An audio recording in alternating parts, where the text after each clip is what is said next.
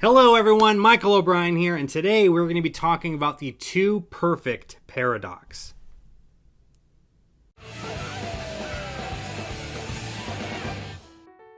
Hello everyone, and welcome back to another episode of Advice for Magicians, where the goal is to help you to take your magic to the next level. Today I wanted to talk about something kind of interesting called the two perfect paradox. Now before I jump into all that stuff, just a couple of announcements. If you haven't already done so, please make sure to click the subscribe button and don't forget to ring the bell. That way you guys will know every time I upload a new video.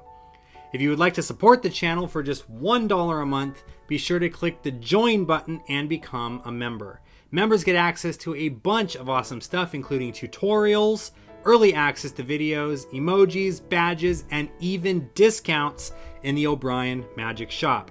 If you guys would like to learn more about these perks, visit the membership tab right here at O'Brien Magic and find out all of the awesome stuff that you guys get for becoming members. As a matter of fact, I'd like to welcome some of our newest Mob Squad members. So ladies and gentlemen, please say hello to Tobias Schumacher and Brunilda Francis. Thank you guys so much for joining. Thank you so much for becoming members. It is because all of my members, all of my subscribers, and all of you guys watching these videos that I am able to keep this channel going. I really appreciate it from the bottom of my heart. Thank you so much. All right, so let's dive into the content of this video now. The two perfect paradox. What exactly is the two perfect paradox? In the simplest form, it essentially means that you are doing reveal after reveal after reveal and making it seem like such a perfect effect that it's almost too perfect, and it actually leads the spectator down the road of figuring out the way that the trick is actually done. It kind of exposes the secret a little bit. So the easiest way is to just kind of give you guys a little example. So let's just do a card trick, right? I'm going to shuffle up the cards just like this. All you have to do is just say stop and look at a card. Right there is good. Perfect. Memorize that card there. Place it back inside the deck.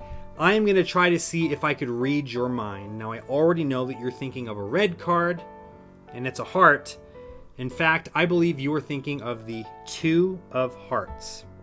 Was that your card? Perfect. So there is an ending right there. Excellent trick.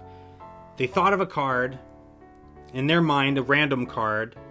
I read their mind and I was able to tell them exactly which card that they were thinking of. Now, let's take this a step further, right?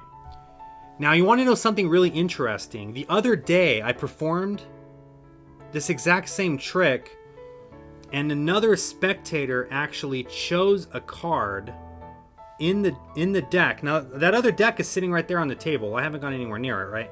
I take out the deck of cards. I spread through the deck, right? And what was it? The Two of Hearts? It's actually in here. Let me actually find it.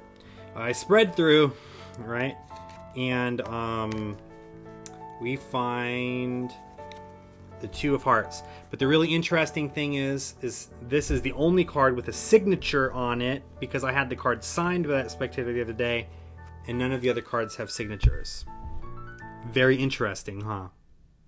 And the spectator might be like, wow, that is really cool. That's like a really interesting coincidence that not only were you able to read my mind and tell me what card I was thinking of, but you actually did this same trick the other day, and another spectator chose that same card. It signed it. Like, that's crazy. Like, that's a really crazy coincidence. And that's great if you leave it there. Now let's take it a step further. The really interesting thing now is if we go through this deck of cards, you'll notice that all of the cards have blue backs, right? But the one and only card with a red back, just play along because I don't actually have it set up. The one and only card with the red back is your card, the one that you thought of, the Two of Hearts. And now they might be going, okay, that's kind of interesting. You read my mind, you told me about that card, and then there was that other coincidence, but now there's this other coincidence too. It also happened to be the only red card in the deck. That's kind of interesting. Let me take it a step further. I actually took out a full ad in this newspaper talking about this magic show that I was going to do today, and look at the picture in the newspaper. It's a picture of me holding the Two of Hearts. right? So now the spectator is going to be like, okay, this is just a little too perfect. There's kind of too many coincidences going on. And now the spectator is not thinking like, how did all these coincidences happen? Now the spectator is thinking, how did you get me to choose the 2 of hearts? Because obviously you knew I was going to choose that card. Otherwise you wouldn't have taken out the ad. You wouldn't have had the deck with the signature on it. You wouldn't have had it be the only red card in the deck, right? So now the spectator is starting to work out, you did something to make me choose the 2 of hearts. How else could all of these coincidences and all of these reveals be possible? So now you as the magician have to try to reverse engineer the trick, kind of take it a step back, figure out more fair and free ways to get them to choose a card, and be like, you had a completely free choice. You could have chosen any card. I let you change your mind like 20,000 times until you were happy and blah, blah, blah, blah, blah. And now it's like a big old mess to try to justify all of these, you know, kicker endings, when in reality, reading their mind, telling them what card they were what card they were thinking of, and then doing the kicker reveal with like the signature thing, that could have been enough, right? You didn't have to do all of these other things. So in essence, the 2 perfect paradox is basically saying that the trick is so perfect that it actually kind of hints at the method and it kind of gives it away. Now the spectator might not know exactly what you did. Like the spectator might not know what a force is. They might not know what like the Hindu shuffle force looks like or whatever. They don't know what the actual technical, you know, terms or like what the actual technique was. But they might be like, you influenced my decision in some way. You made me think I had a free choice, but really you just fed me the 2 of hearts so that you can do all of these reveals, right? So the question of the day for you guys now is, what is something in your act that you do that might, you know, suffer from this 2 perfect paradox theory?